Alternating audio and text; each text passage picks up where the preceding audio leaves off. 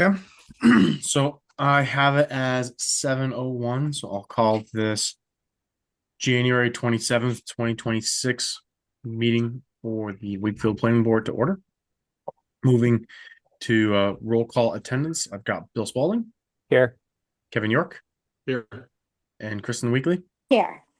and myself, Jim Hogan. Four members are in attendance. Move on to item number two. Approval of the meeting minutes from January 13th, 2026. Does any member of the planning board have any comments related to those meeting minutes?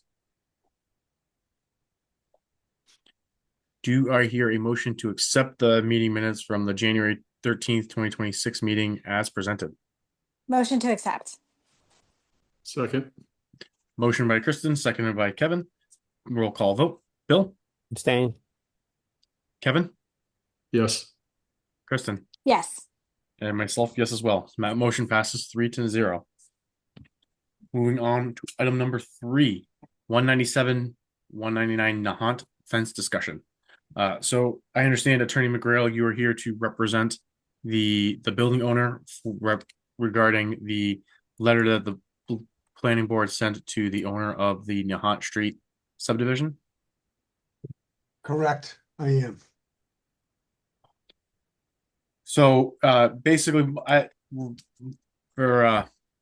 Kristen, this if you know the history of this, please feel free to pause me. But for context, the 197, 199 Nahant Street, there was a subdivision that came before our board. We passed that subdivision, I believe, before your time, correct? I think so. I don't remember us discussing it. Okay. So Back at number 23. Yep. Yeah, definitely before my time then. Yep. And so as part of that, there was a condition to not have a fence along the Hunt Street. And it came to the board's attention that there was currently a fence constructed. So we issued a letter to the building owner, essentially stating that there was a fence that was not in conformance with the approved subdivision. And the board was requesting the building owner to remove it. And so Attorney McGrail, as I understand, was retained by that building owner and is here to have a discussion regarding said fence. So with that being said, Attorney McGrail, I know that you had you sent over a letter as well as a plan from GPI earlier today. Do you want to start by discussing that, or is it another? Yeah, that was, thank you, Mr. Chair. For the record, Attorney Brian McGreal. I'm here on behalf of JCG Investments, who is the owner of 199 Nahant Street, one of the lots. It's a two-lot subdivision. Jim Gattuso is a principal of JCG. He is on tonight, so he's happy to answer any questions that the board has. And perhaps he can provide some input as well as we discuss. We appreciate an invitation from the board to come in and discuss this. Jim actually purchased this lot, so he's not the developer. He purchased the lot to build a single family home on the lot, which I'll show on the plan so we can kind of get oriented for everybody as I get into this. So Jim was not the developer. Since it's the new lot, he's kind of taken over this a little bit because the conditions as far as getting a certificate of occupancy for this house, et cetera, and building permits, a lot of the conditions that your board implemented pretty much fell on him because the other lot was an existing house where the applicant already lived. So, Jim has a more vested interest to move this along to get it to completion so he can sell the house and move on. So this is 199 Nahant Street. If I can share my screen, Mr. Chair, would that be okay? Yes, please. Thank you. So to orient the board.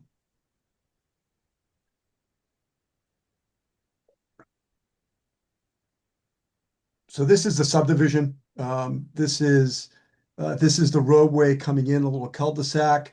The existing house I mentioned is back here. It's 197. It's lot 54B. That's not the subject matter that we're talking about tonight. What we're talking about is 54E, which is this vacant lot that JCG purchased, and subsequent they have built and pretty much completed a single family home. They have it under agreement to sell. As you can see, the main frontage on this lot from a zoning perspective is on the new right of way coming in. Where it has, you can see from the zoning table, the lot frontage on 54E is 228 feet on this new roadway.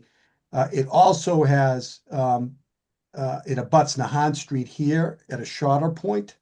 The distance here is about, looks to me like it's about, with the radius, say 90 feet, if you count part of the radius that is along Nahan Street. And that's the subject matter of what we're talking about tonight. The fence that is in discussion was built along Nahan Street, and it cuts to the back and ends about here. And I have a picture that I'll kind of show you as we go along. So this is what we're talking about. The house does not face Nahan Street. It faces its frontage, which is on the new street that's been created. So this is, in essence, a side yard with connection to Nahan Street. So with that said, I'd like to share the condition so the board can refresh their memory on the subject matter.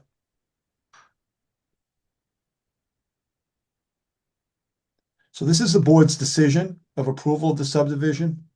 And the condition that we're talking about is number 28. It says perimeter fencing or accessory structures shall not be constructed along lot 54E's lot line fronting on Nahan Street, nor within 54E's required setback to that lot line, which is a little bit confusing. But I think in essence, what you're saying for our purposes is you can't construct a fence along Nahan Street. What we're seeking tonight is what we would request as a minor modification to eliminate that condition as it pertains to a fence. And we'll discuss why we're requiring that. I want to start by saying that Mr. Gattuso did not notice this condition. And so he has constructed a fence, as the board is aware. Not an excuse, a fact, but not an excuse. It's in the decision. The board put it as a condition, and we respect that fact. The reason he did it is in marketing the house, anyone that was interested in the house wanted a fence on Nahan Street for reasons for safety. As you know, Nahan Street is somewhat of a busy street. And this is a new single family home where people are probably going to have pets and kids. And this lot has kind of topography that slopes down to Nahan Street. There's a wall there for topography where things can roll off, and if they do, they're going to fall right into Nahan Street. And so it's really a safety reason that people have cited a need for a fence. I'd also like to point out, so what we're requesting of the board in this discussion would be the board to allow minor modification, getting rid of the restriction on the no perimeter fence fronting Nahan Street. And is in support of that, I'd like to share the zoning bylaw because that condition actually contradicts our zoning bylaw in what is allowed.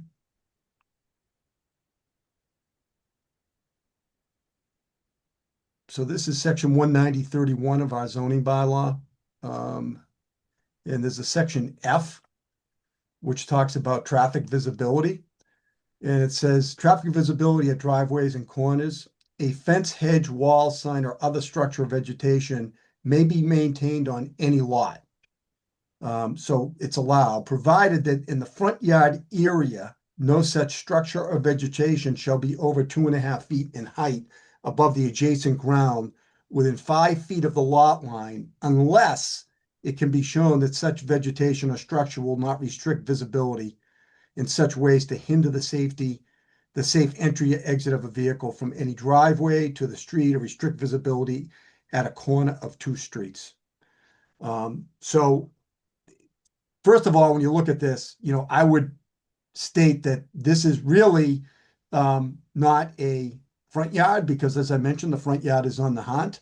So I don't even think that, this limitation would apply. But if someone were to say, so when you abut two streets, you need to meet the front yard setback on both streets. So even if it's a side yard, if it fronts a street, you need to meet the front yard setback. So in this zoning district, for example, the setback requirement is 20 feet from a street, from your front, I'm sorry, 20 feet front yard setback and 15 feet side yard setback. But because it abuts two streets on the Nahant Street side, you would need to meet the 20-foot setback, even though it's not your frontage. So if one were to be conservative and say, because of that, this applies to Nahant Street, let's say that this does apply to Nahant Street, because everybody's concerned with safety, obviously. So I went out there, I spent quite a bit of time walking it, and I'm going to share a photo that I took.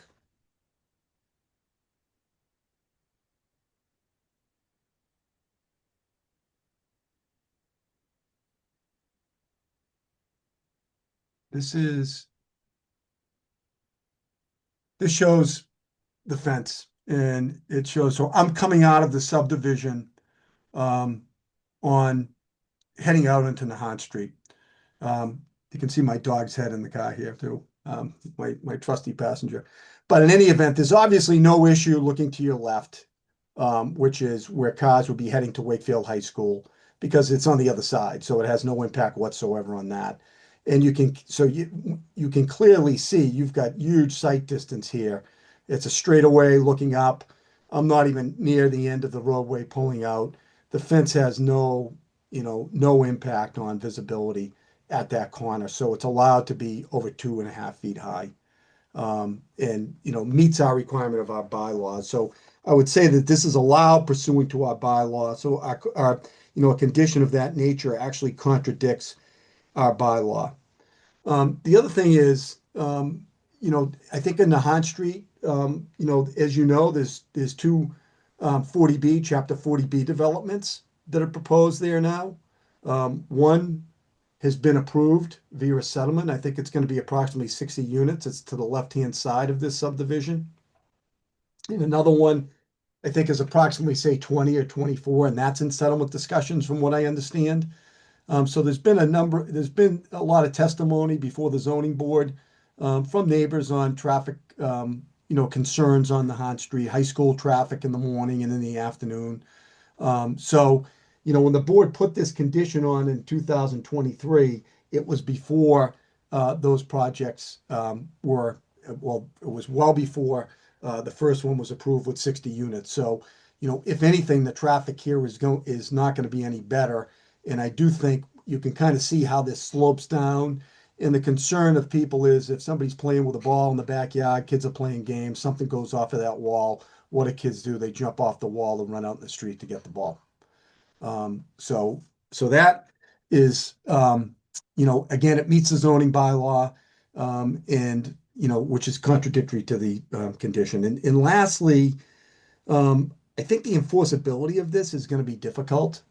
This condition is not coupled with, where it does comply with zoning. That's where people really look. You get 5 years, 10 years out here.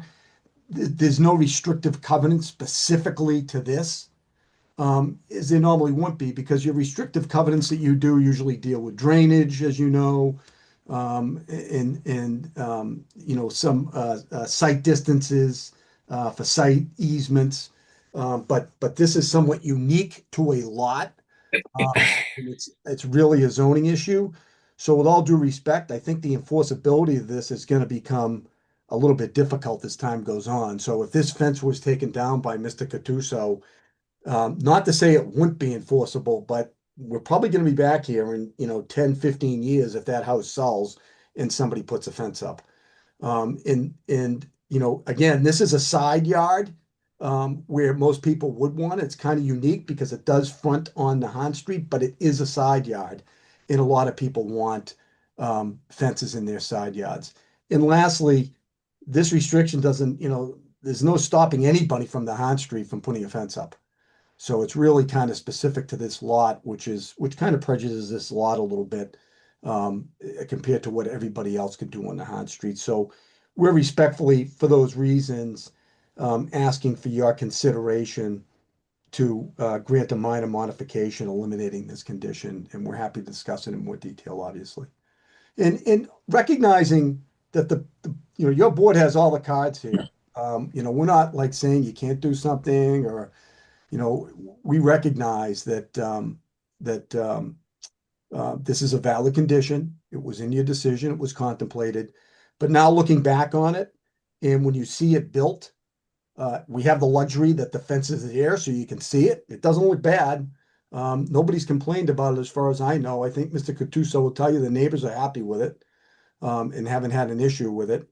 And considering what's happened there since the decision, we're asking for your reconsideration on this.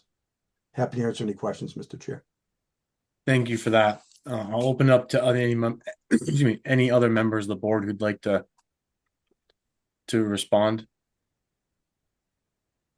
Mr. Spalding.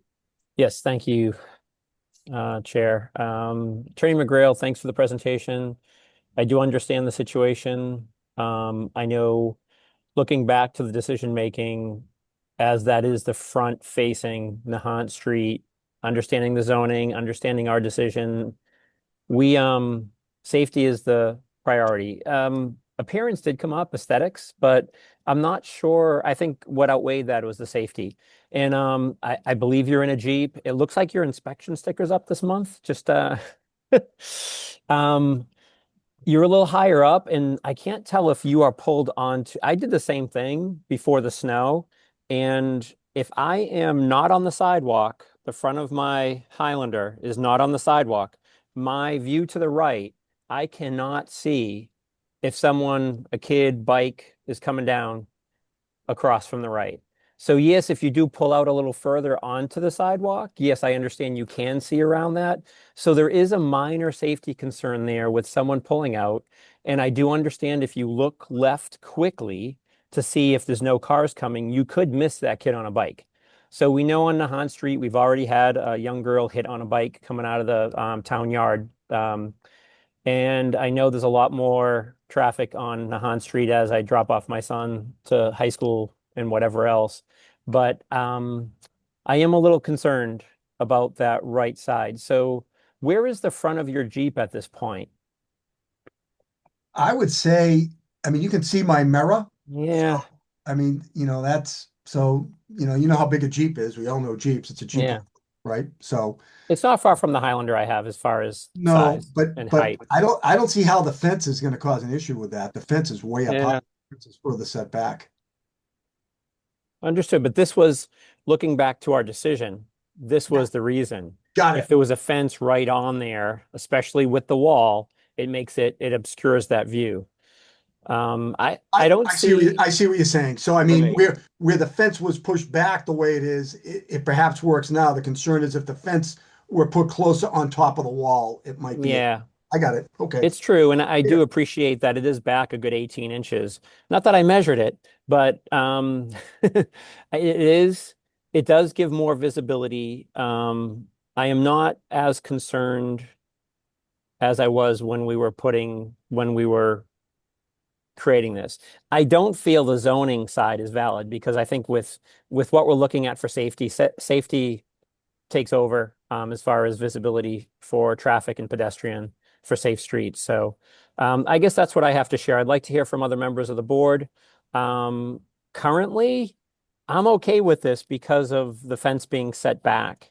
Would I love the fence to be set back another 10 to 12 inches? Yeah, maybe, but I don't mind where it is. Anyone else? Kevin, it looks like you unmuted. Yeah, Bill touched on the safety issue there, and that was one of the points of discussion we had when including this.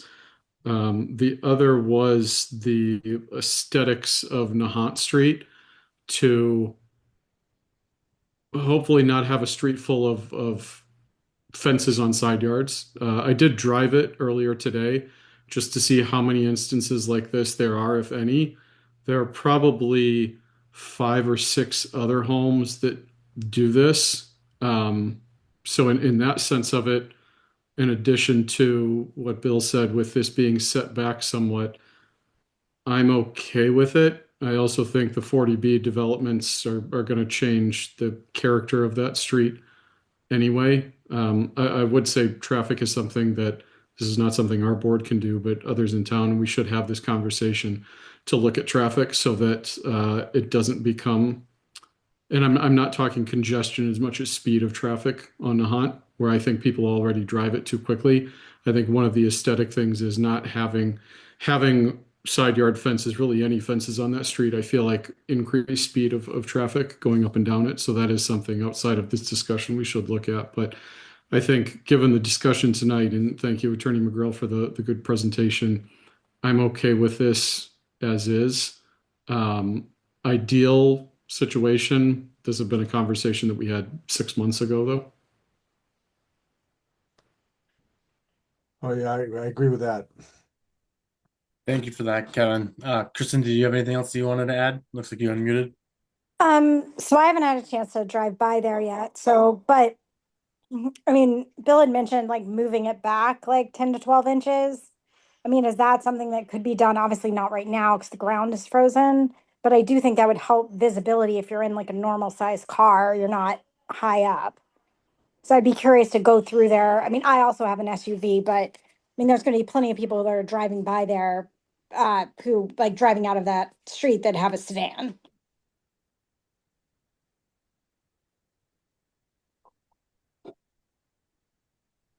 If I can respond to that, Mr. Chair, just, Yes. I think actually the higher up you are, the worse it would be because the fence is high. So, I mean, the lower you are, certainly the fence isn't going to impede your view.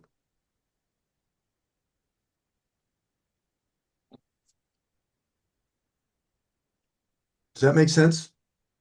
I mean, it makes sense. I just don't think it's correct, but it makes sense. I get your point. Yeah. I mean, I feel like when you're in a normal sized car, everything is harder to see. yeah, no, I know. I mean, maybe the wall's more of a problem in a normal sized car than the, Yeah, probably. I mean, yeah. maybe the fence is just, doesn't really But matter because you have a I giant do, wall I do there. respect the fact that if the fence were right on the wall, is, in that might be where your condition was coming from. But, fortunately, where he's put the fence, it doesn't have an impact. So, if the board were inclined, perhaps, the modification would not, we would do like a sketch showing where the setback is and saying a fence can be there, but it can't be any closer than this. Instead of just waiving it, because then the problem could be, 5, 10 years from now, somebody could just come and put a fence on top of the wall if the condition Yeah. were taken totally off out of the decision.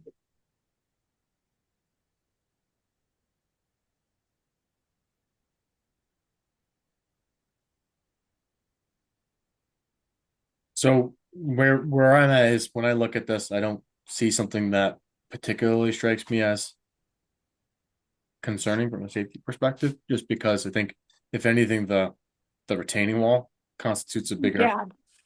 issue. And so the location of this fence from my vantage point, I am not particularly concerned for. And given the fact there's already a fence there, and I think the strong unlikelihood of someone coming in and making another fence between where that current fence is and the edge of the retaining wall, I would be amenable to us having a minor modification and omitting this condition in whole, unless others on the board have a strong disagreement. I think personally, I don't see anything that particularly concerns me from this vantage point. And how many inches is the fence from the retaining wall, from the edge of the retaining wall right now? Bill, did you measure it? Yeah, it's 18.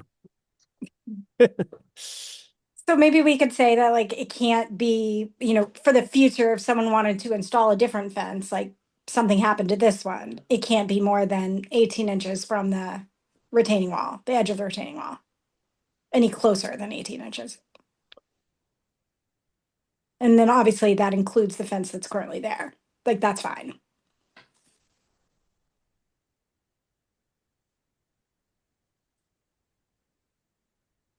Mr. Spalding. Yeah, I think similar feelings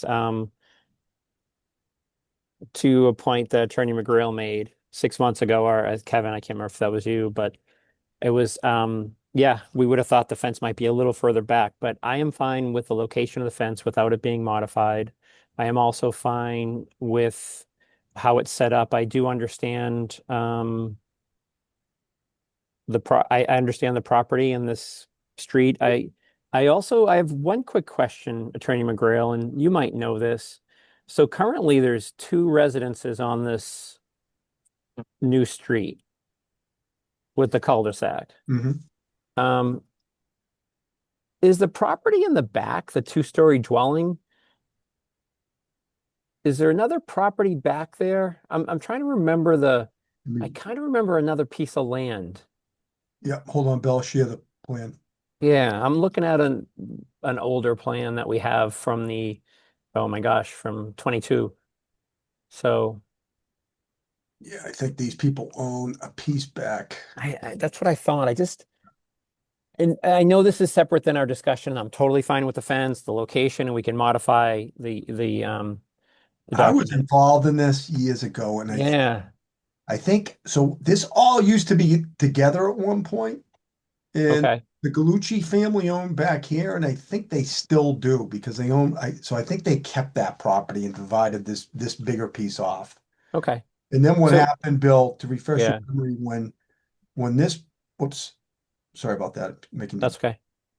this property that was owned by Colin Tonio at 201, this was divided and this lot here was created. The Kathleen, yeah. Yeah, number So three, Catholic. So I guess that's a new house here as well. right, right. And yeah, I remember them being part of the discussion early on.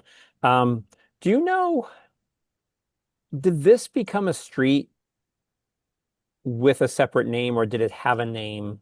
No, that's one of the conditions that it's a condition that your board Yeah, put on. Let me bring up. that's what I want. I believe it was And that it would not get a new Yeah, it separate won't name. be a public way. right, so it's not a public way. So is this a private way? Does it still get a sign? Does it not have a sign? Are Yeah, the it does, addresses on Bill. Nahant? I'm Yeah, just looking to refresh because yeah, I looked through some of the notes and I couldn't find exactly what I was looking for. yeah. All right, here's what it is right here. So 23, 24, and 20, can you see that? Is this up yet? No. Not even up, I'm sorry. No. All right, here you go.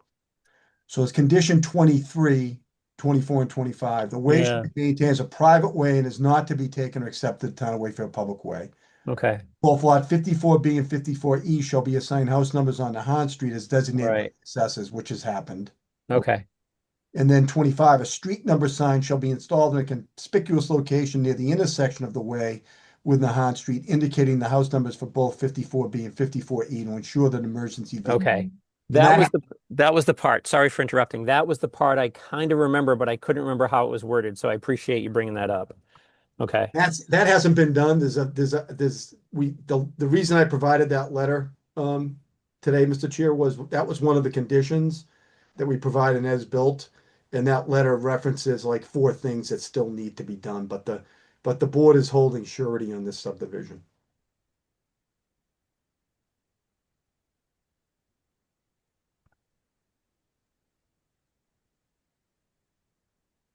Okay. Thanks for the little side note on that. Mhm.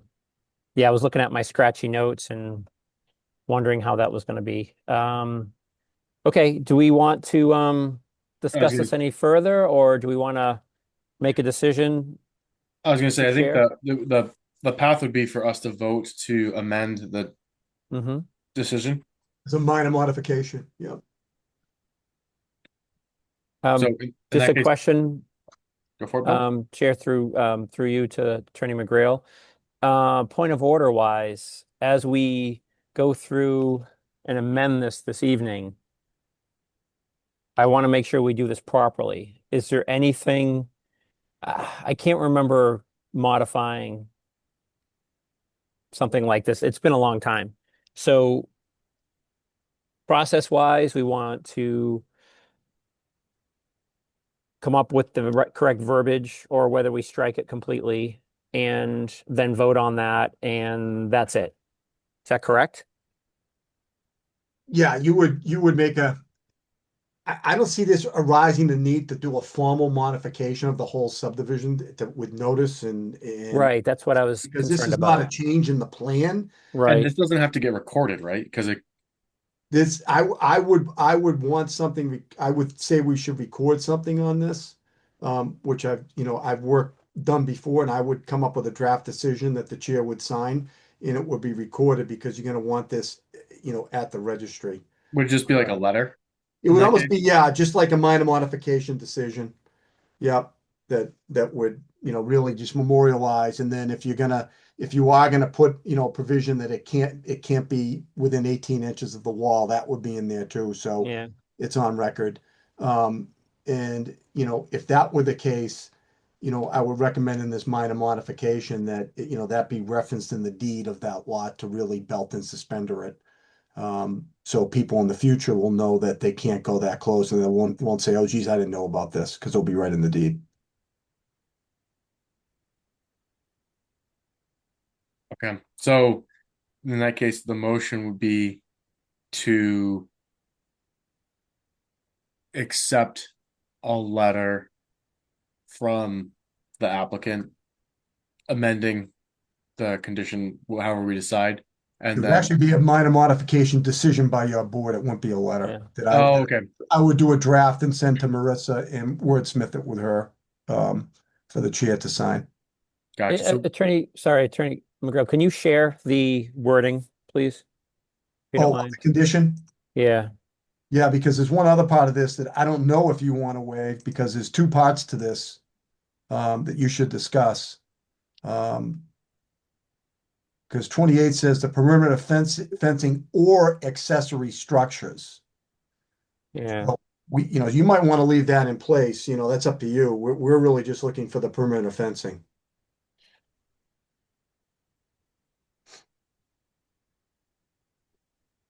so in that case, it would be something along the lines, if we were so inclined to go this route, a motion to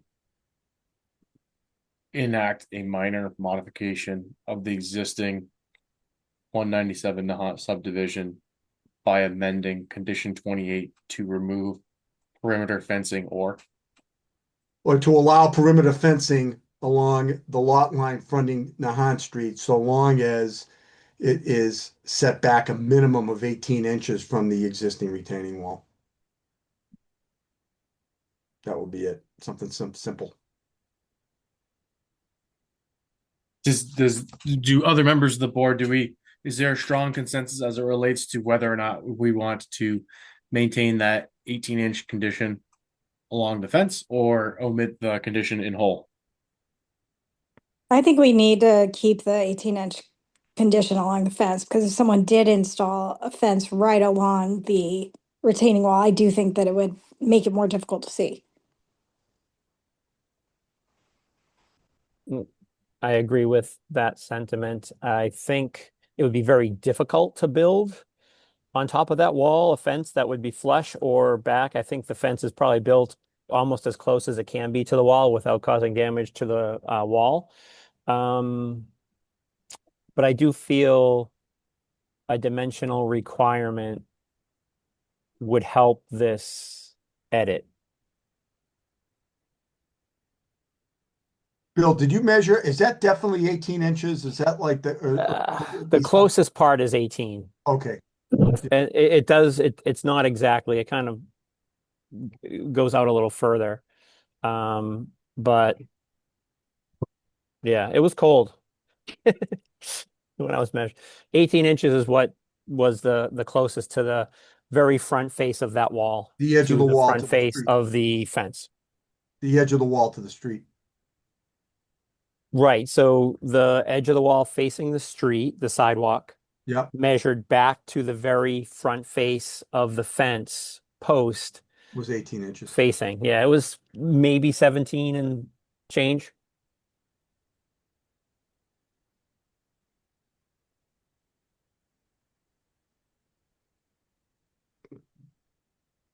Um, so in that case, motion to enact a minor amendment to the recorded 197 Nahant subdivision to revise condition 28 to um,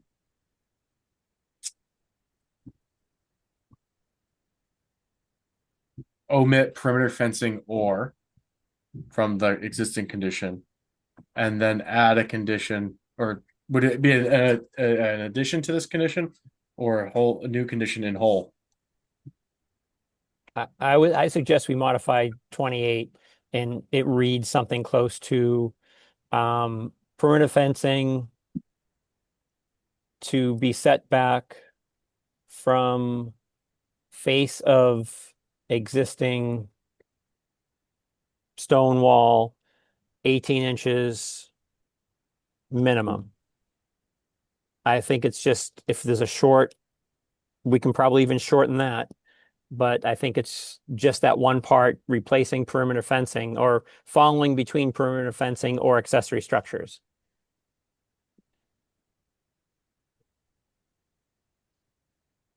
I need to copy it and reword it real quickly because it's not working for me. Yeah, I think for clarity purposes, we say something along the lines of what Bill said, period. And then the second sentence would be accessory structure shall not be constructed.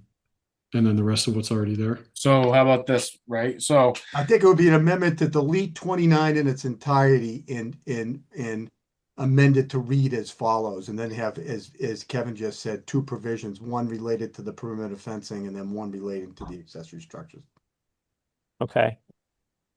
So just wipe the slate clean on it and rewrite it. Do we just keep it as number 28? Yeah, Okay. I like that because I don't want to change anything yeah. else. So delete 28 in its entirety and replace it with the following. Quick question, Mr. Chair. Is this a good time, and Attorney McGrail, do we want to hear from the owner at all before for any input or comments before we do go further? uh, if I'm assuming if the owner is interested in speaking, but it sounds like Attorney McGrail Hmm. is I'll defer to Attorney McGrail and the owner if there's any other feedback that wants to go in before we enact this. I think he's fine. Okay. Just don't want to get through it and then change it because there's something else that might Do be. you have anything? Are you okay with where we're going here, Jim? You're muted. Yeah, Bright. I'm good with everything so far. Isn't there a zoning? Isn't part of zoning an accessory structure has to be 7.5 feet off the property line? Isn't that part of zoning? It is. Yeah. No. But And it otherwise, has to be, and it has to be in the rear yard. So doesn't apply. But No, it I'm gonna doesn't. But the setback on the plan that was approved is 20 feet. So that's why the wording of this. But understood. and like So I said, I'm sorry for all this headache, and I appreciate everyone's understanding. I honestly didn't even know this existed, so I apologize in advance for having everyone talk about this, and I appreciate everyone's viewpoint on it. But that's all I'll say.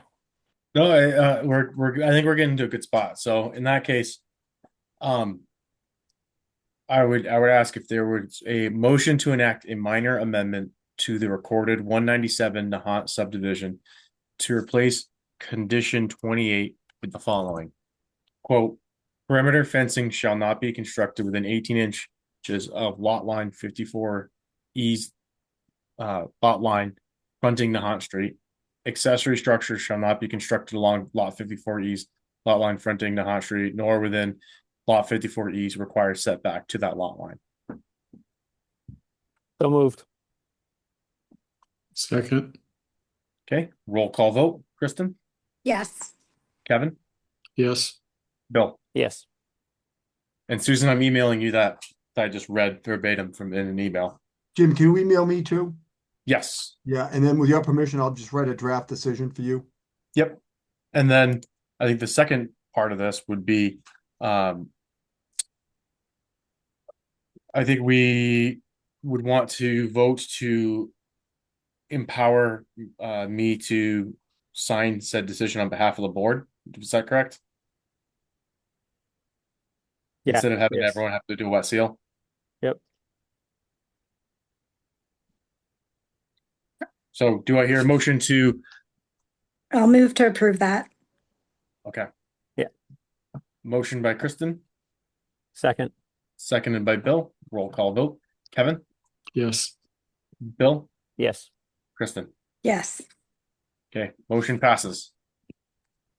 So in that case, I think the next steps, Attorney McGreal, you and I can connect offline regarding getting that draft motion, and then we'll get that executed and recorded.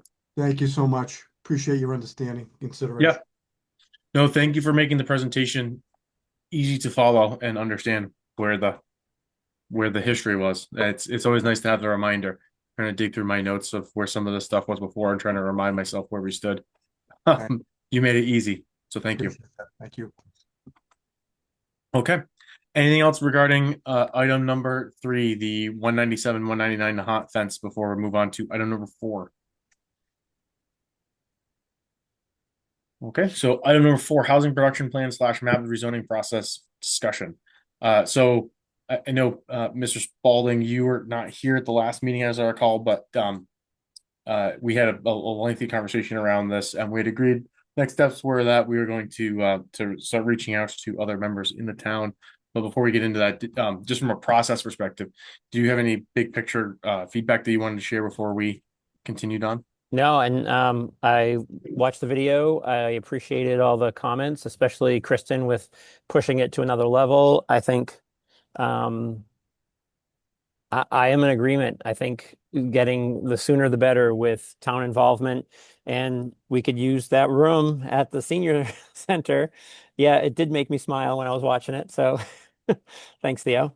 Yeah, I feel comfortable with moving forward with uh, whatever direction we end up going in with thinking about, I think, Jim, you brought up like how Greenwood and there's these spots of um, not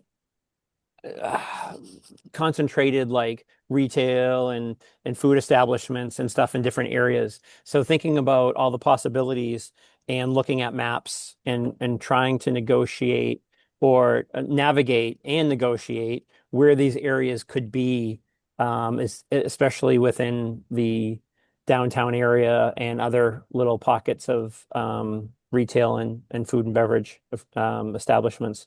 I'm excited. And one thing that didn't come up, if I remember correctly, because it was a couple days ago, I don't remember mentioning a mention of how the master plan ties into this.